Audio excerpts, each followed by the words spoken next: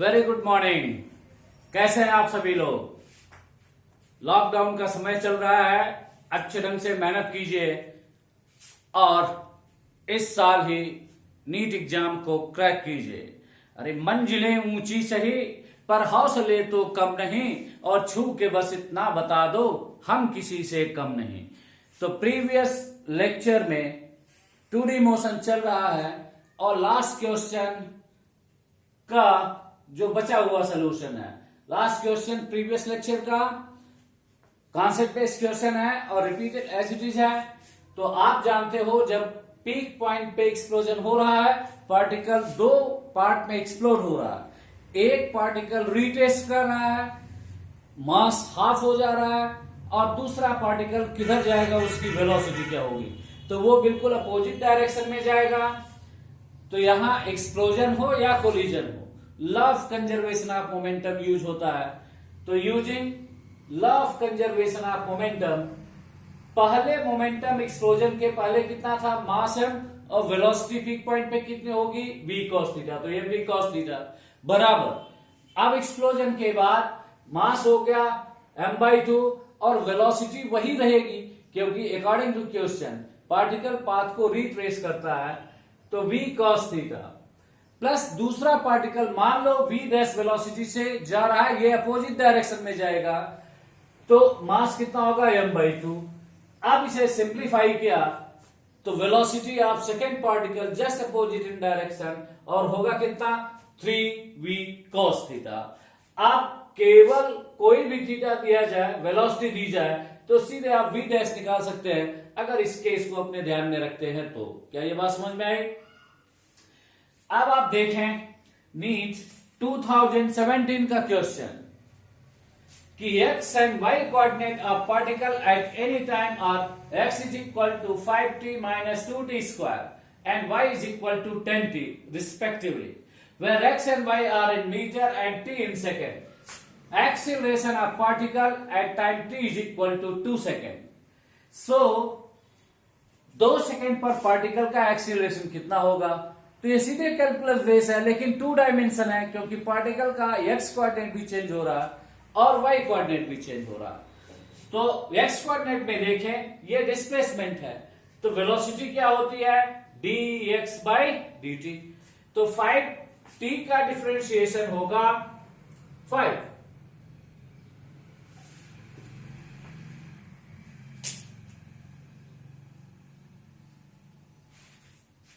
और 2ti का differentiation होगा माइनस 4t हो जाएगा।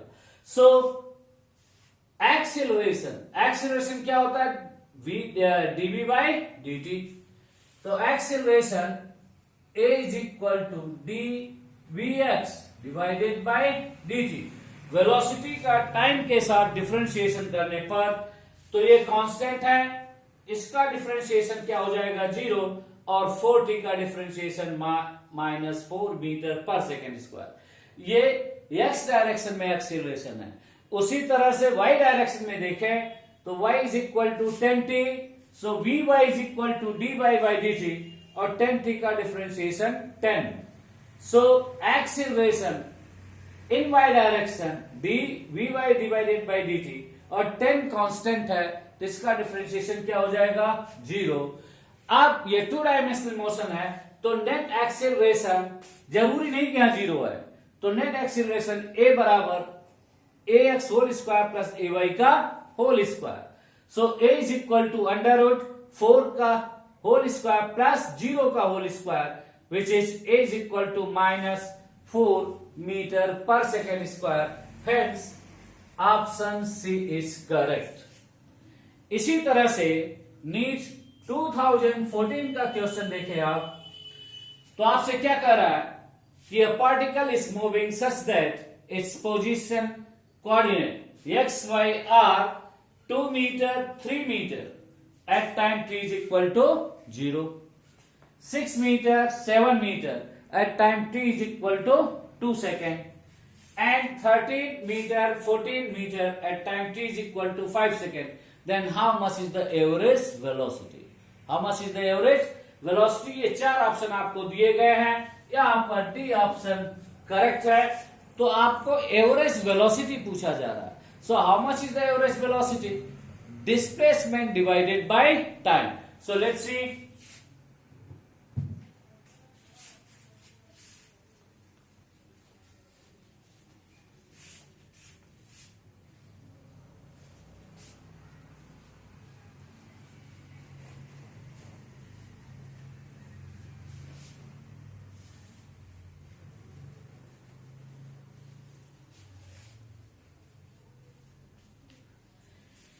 तो दिया गया है पोजीशन और पूछा जा रहा है एवरेज वेलोसिटी। तो आप जानते हैं v average is equal to displacement divided by time taken. तो बताओ डिस्प्लेसमेंट क्या होगा? Final position minus initial position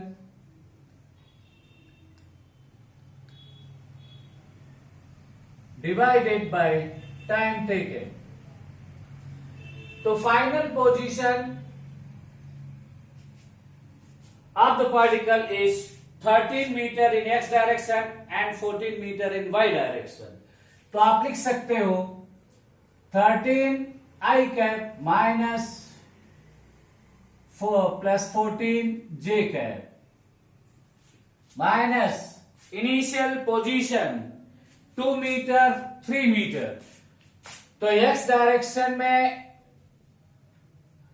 2 metre और y डायरेक्शन में 3 metre. So finally 13 minus 2 I cap plus 14 minus 3 j cap divided by time is 5. So 13 minus 2 11 and 14 minus 3 11. So as a result 11 divided by 5 bracket में I cap plus j cap, hence option D is correct. क्या ये बात समझ में आई? तो बीच का जो position है वो एवरेज वेलोसिटी के लिए मायने नहीं है, लेकिन अगर यही स्पीड होता तो स्पीड में टोटल पाथ एक्स और वाई में आपको निकाल के अलग से करना होता। तो दिस पॉइंट इज क्लियर।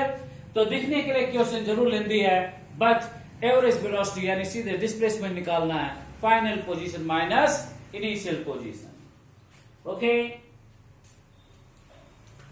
इसी तरह से नेक्स्ट नीट का क्वेश्चन देखें अगर आप, और वो भी कॉन्सेप्ट बेस्ड है और रिपीटेड केस है।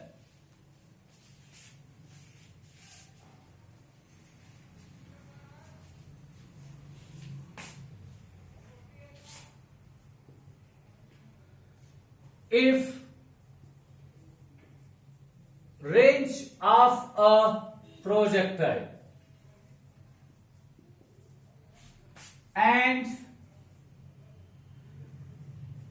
maximum height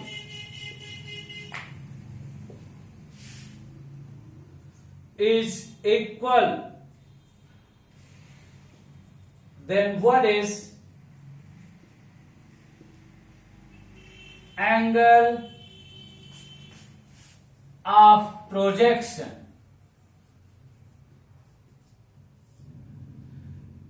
ये नीट 2012 का क्वेश्चन है।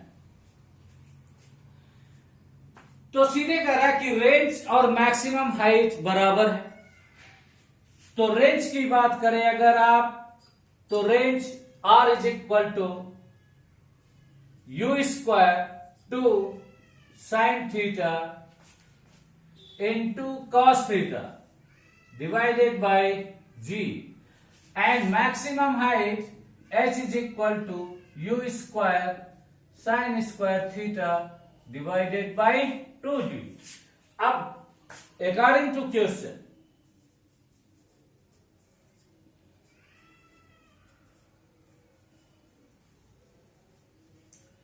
r is equal to h, तो U square 2 sine theta into cos theta divided by G is equal to U square sine square theta divided by 2g। ये g से g कटेगा, U square से U square कटेगा, sine theta से sine theta कटेगा, और simplify किया तो tan theta is equal to 4, यानी theta is equal to tan inverse 4। ध्यान रहे, अब ये पूछा गया क्वेश्चन है और कॉन्सेप्ट बेस्ड क्वेश्चन भी है, तो जब भी रेंज मैक्सिमम हाइट के बराबर होगी तो angle of projection theta tan inverse 4 ही होगा, और इसलिए स्पेशल केयर करना होगा। तो नेक्स्ट केस देखें।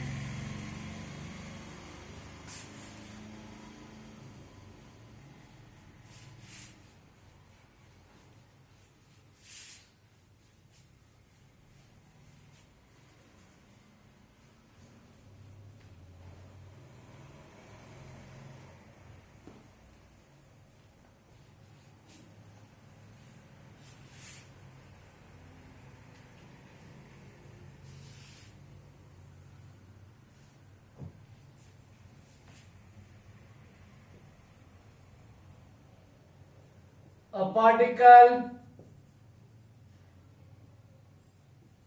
projected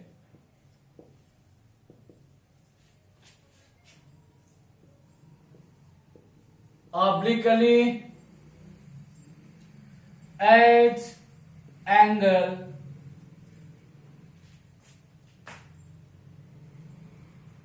theta with certain velocity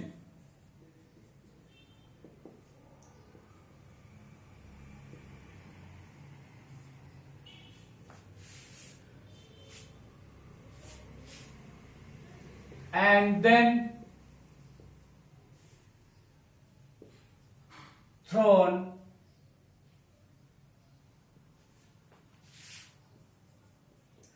with same velocity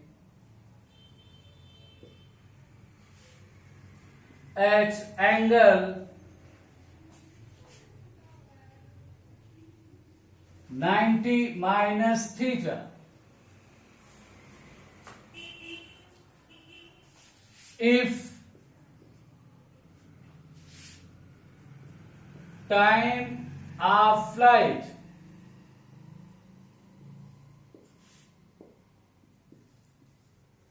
in both case is t1 second and t2 second, then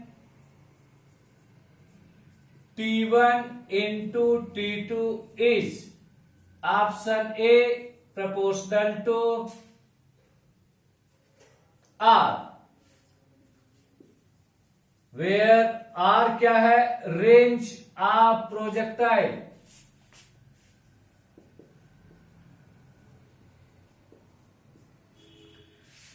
second option है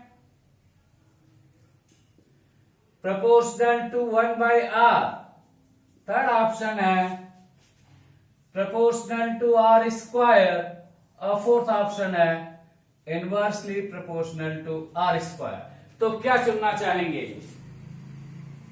पार्टिकल को same velocity से पहले थीटा एंगल पर प्रोजेक्ट किया गया हॉरिजॉन्टल से, फिर वेलोसिटी वही रही लेकिन 90 माइनस थीटा एंगल से प्रोजेक्ट किया गया। तो आप जानते हो time of flight,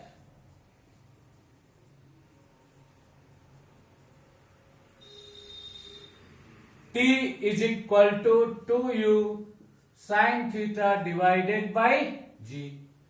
so t1 यहां से आप कह सकते हो t1 बराबर होगा 2u, मान लो u वेलोसिटी ऑफ प्रोजेक्शन है और थीटा एंगल ऑफ प्रोजेक्शन है, तो t1 बराबर होगा 2u sine theta divided by g। Similarly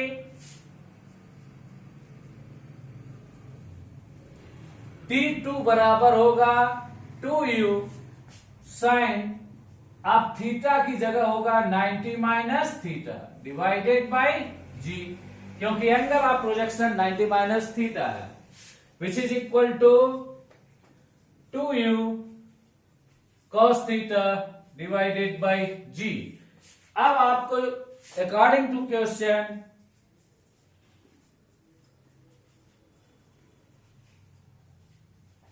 T1 into T2 चाहिए, तो इन दोनों को मल्टीप्लाई कर दीजिए,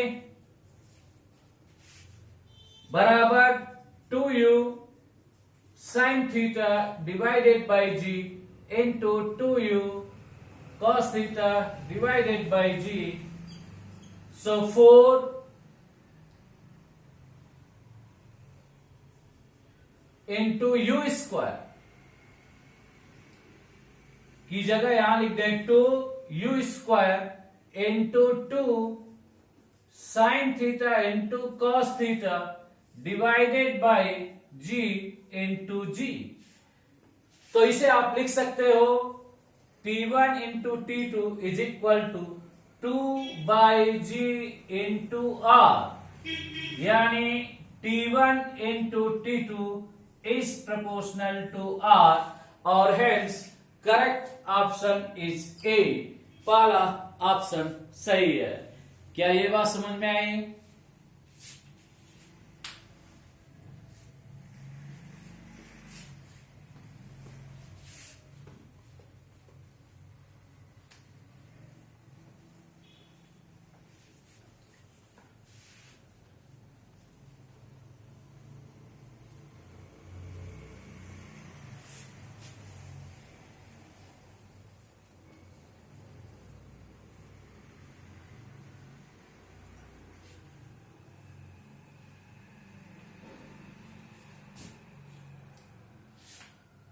Next question, a particle projected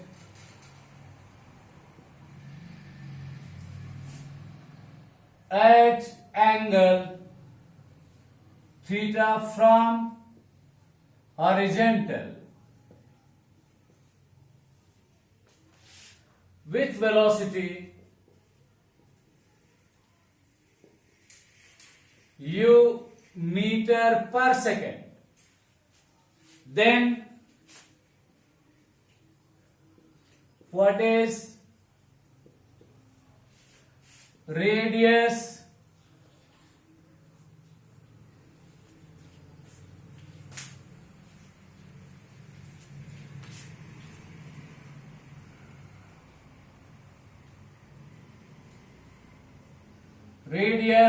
of curvature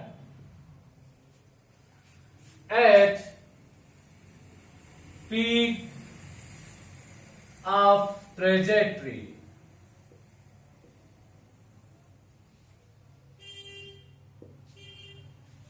तो किसी पार्टिकल को थ्रो किया हॉरिजॉन्टल से एंगल थीटा पर विथ वेलोसिटी u मीटर पर सेकेंड, तो आपको सिर्फ ये बताना है how much is the radius of curvature.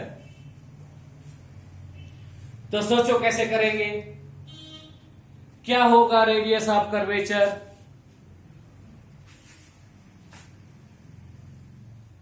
अगर किसी पार्टिकल को थ्रो किया at angle theta with velocity u, तो पीक ऑफ ट्रेजेक्टरी यानी मैक्सिमम हाइट पर, और इस जगह इसकी वेलोसिटी होगी u cos थीटा, क्योंकि वर्टिकल वेलोसिटी क्या होगी?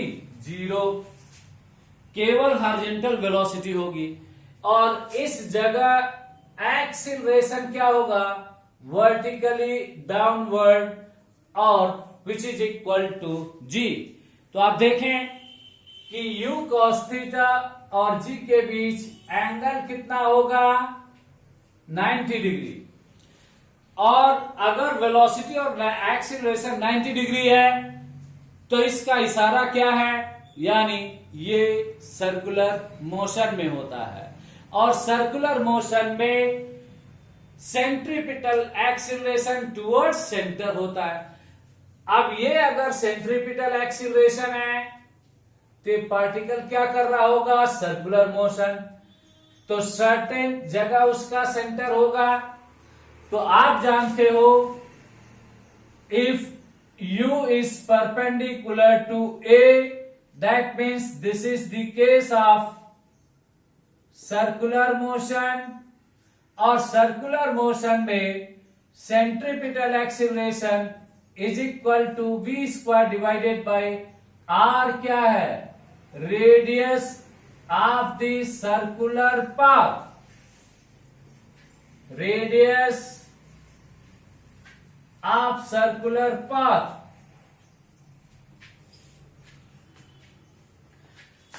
तो ए सी की जगह क्या होगा, g, this is equal to g, which is equal to, और v वेलोसिटी की जगह है u cos theta whole square divided by r radius of curvature.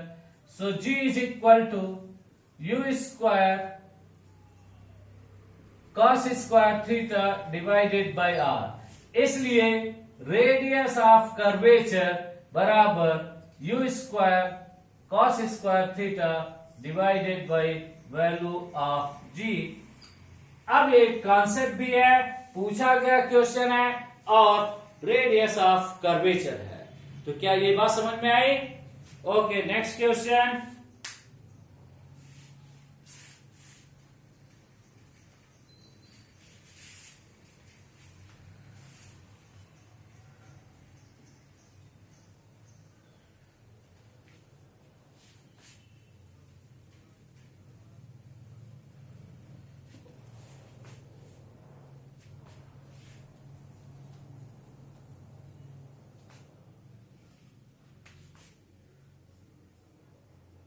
A particle of mass mkg projected obliquely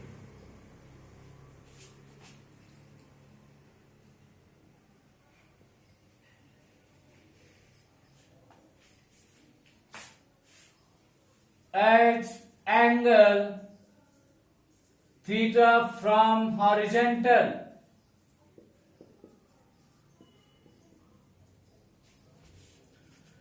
with velocity